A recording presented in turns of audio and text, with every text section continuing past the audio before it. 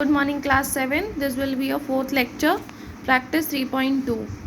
बेटा इस लेक्चर में हम लोग ये सीखेंगे कि जो डेसिमल्स होते हैं उनका प्रोडक्ट कैसे किया जाता है, मतलब उनमें मल्टीप्लिकेशन कैसे किया जाता है। तो फर्स्ट क्वेश्चन में आपको सिंपली प्रोडक्ट निकालने को बोला गया है, तो वो हम लोग देखते हैं कैसे करेंगे। ठीक है,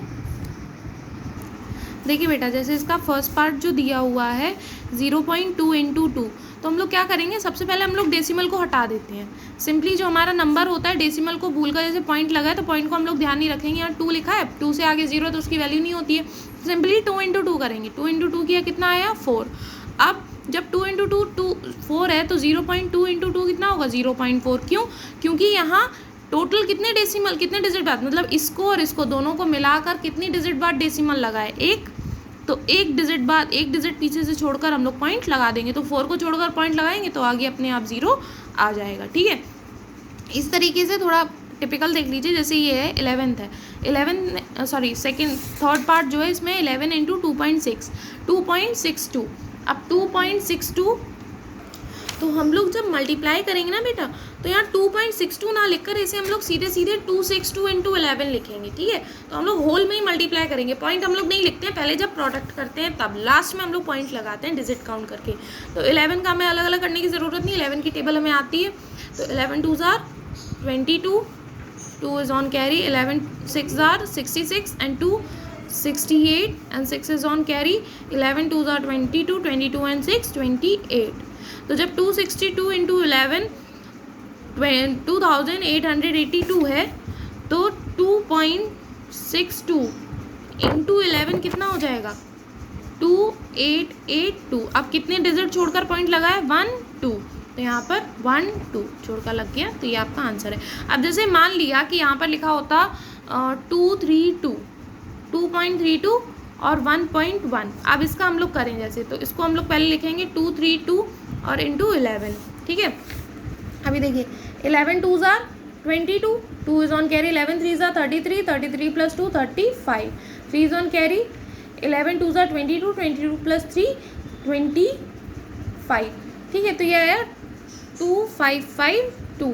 अब पॉइंट लगाने की बात है तो कितने डिजिट बाद पॉइंट लगा है 1 2 3, मतलब दोनों नंबर में टोटल जितने डिजिट छोड़कर लगा होता है हम पीछे से उतना काउंट करके लगा देते हैं। तो 3 डिजिट है टोटल 1 2 3, तो 1 2 3 और ये आपका लग गया पॉइंट। ठीक है, इस तरीके से हम लोग प्रोडक्ट करते हैं डेसिमल्स का। इस तरीके से एक थोड़ा सा बड़ा है, ये पार्ट 8 है, 8 ये भी देख लेते हैं। तो 820 इंटू 8.206 लिखा है, तो हम लोग पहले तो डेसिमल को हटाकर सीधे सीधे मल्टीप्लाई कर लेते हैं। तो 8206 एंड 820, तो simply 0 0 0 0 into 2 6 are 12, 1 is on carry, तो इधर 1 आ जाएगा, 2 2s are 4, 2 8s are 16, cross cross, 8 2s are 48, 4 is on carry, तो यहाँ पर तो 4 आ जाएगा सीधे सीधे, क्योंकि 0 से तो 0 ही रहता है।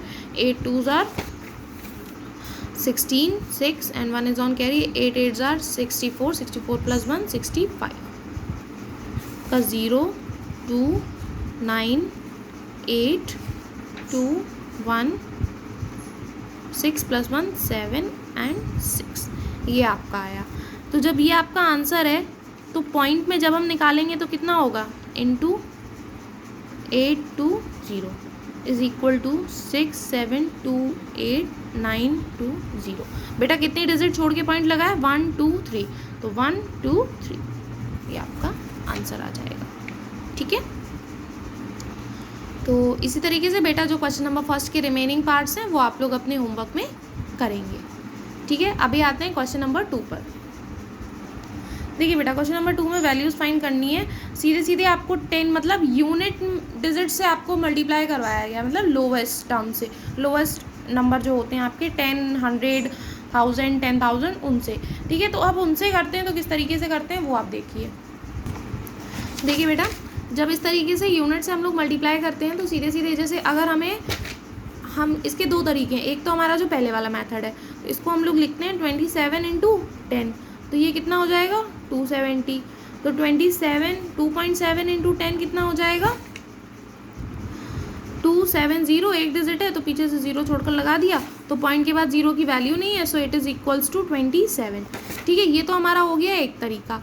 लेकिन एक जो शॉर्टकट मेथड है सीधा सीधा, वो देख लीजिए बेटा। शॉर्टकट मेथड ऐसा है कि जैसे यहाँ लिखा है और, ठीक है, जैसे यहाँ लिखा है 2.7 इंटू 10, ठीक है, तो यहाँ कितने जीरोस का मल्टीप्लाई हो रहा है, आगे तो 1 ही है तो वही डिजिट आएगी, वही नंबर आएगा। अब पीछे एक 0 है, तो ये जो पॉइंट है आपका, जब बेटा हम लोग मल्टीप्लाई करते हैं तो जितने 0 का मल्टीप्लाई होता है ये पॉइंट उतने प्लेसेस राइट में चला जाता है। कहाँ चला जाता है? राइट में। तो ये जो पॉइंट है ये यहाँ से कहाँ शिफ्ट हो जाएगा? यहाँ, यानी ये हो जाएगा 2.7 से 27 पॉइंट। अब पीछे कुछ नहीं है तो इसका मतलब 0, विच इज़ इक्वल टू 27। ठीक है, जितने जीरोस का मल्टीप्लाई होता है पॉइंट उतने डिजिट राइट में शिफ्ट हो जाता है। ठीक है, जैसे कि अब इसका सेकंड पार्ट देख लीजिए। सेकंड पार्ट में बोला गया है 14.348 इंटू 10, तो 14.348 इंटू 10 बेटा कितने जीरो का मल्टीप्लाई हो रहा है? 1। तो ये जो पॉइंट है, ये डेसिमल, ये एक डिजिट राइट में शिफ्ट हो जाएगा, यानी यहाँ से यहाँ। तो ये कितना हो जाएगा? 143.48। और पीछे जैसे डिजिट नहीं होती तो हम लोग 0.0 लगा देते हैं, तो उसकी कोई वैल्यू नहीं होती है।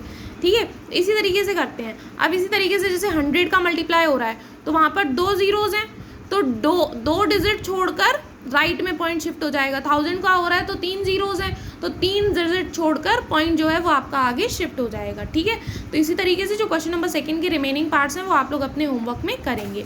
अभी का लेक्चर आपका यहीं पर कंप्लीट होता है। Okay, thank you class.